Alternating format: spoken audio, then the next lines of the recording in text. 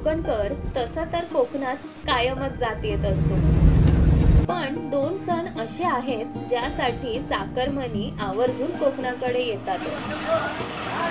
एक म्हणजे शिमगा आणि दुसरं गणेश चतुर्थी.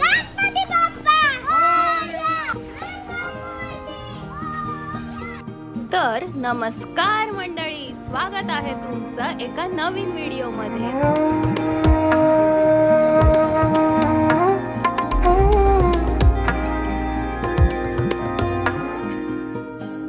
मंडळी, आज आहे गौरी आवाहन. माझ्या आजोळी प्रथा आहे की शक्यतो गौराईला घरातील माहेरवाशीन घेऊन येते.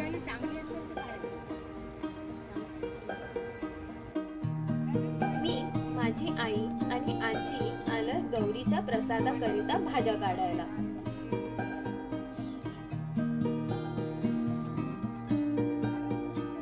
किती काढले दाखव. एवढी जमा केली आहे. आणि आजीने किती जमा केले? बापा, प्रोफेशनल एमेच्युअर.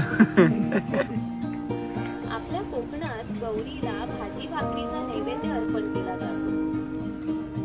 आता मी संध्याकाळी ह्याची भाजी बनवणार. ऑलरेडी भाजी थोडी पुढे गेलेली आहे. नाथ, लेक आणि आजी त्या आठवणी ज्या कायम आयुष्यभर माझ्या सोबत राहणार.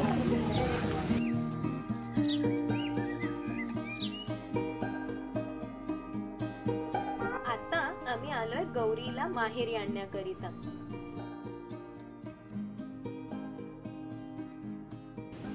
गौरीचं वास्तव्य पाण्याजवळ असल्यामुळे स्त्रिया आणि मुली नदी किनारी किंवा विहिरीकडे जातात पूजा करण्यासाठी.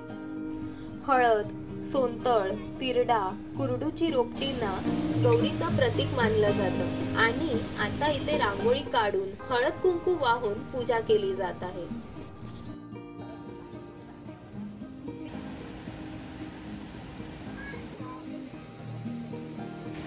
गौरीला माहेरी आणण्यापर्यंत माहेरवाशीन नदी किंवा विहिरीचं पाणी तोंडात घेऊन येते. तर तसंच माझ्या आईनेही केलं.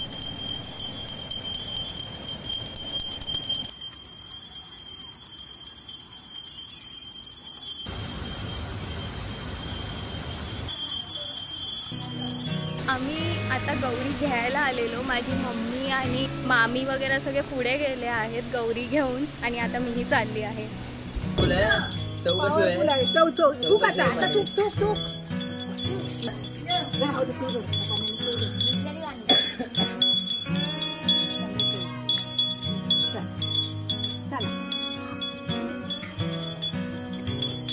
गौरी कशाच्या पायी?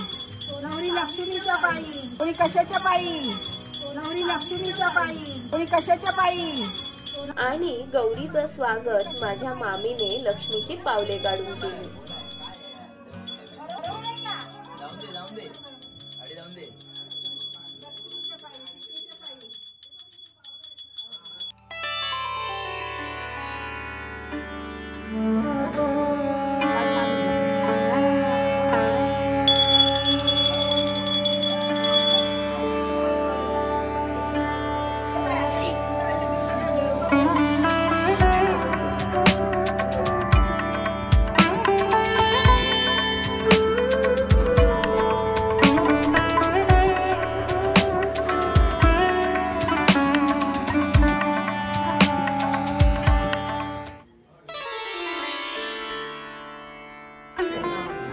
लाल आहे ना. गौरीला सजवण्याची तयारी चालू आहे.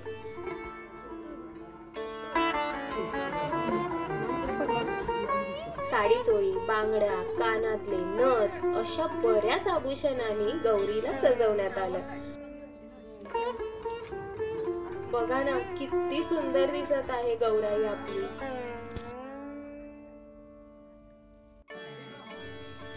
उद्या आहे गौरी पूजन. चला चला, बरीच तयारी करायची आहे औषधाची.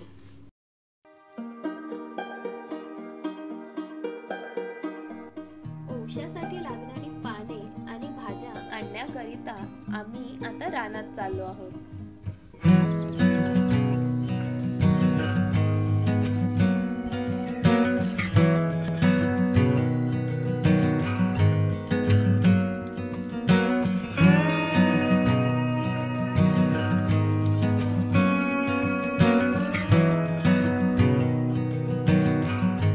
प्रकारची पाने, खायचं पान, नारळ आणि भाज्या औषधासाठी सुपामध्ये हळद कुंकू लावून मांडली जातात.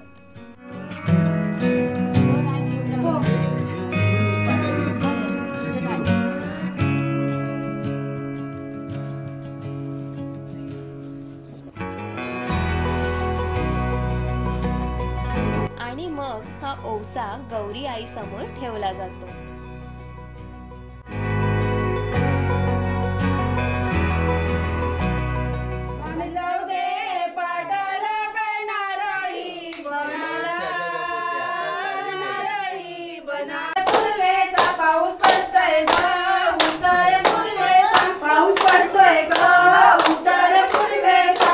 गौरी गणपती विसर्जन. तर मग भेटूया पुढच्या व्हिडिओमध्ये अनुभवायला कोकणातील विसर्जन सोहळा.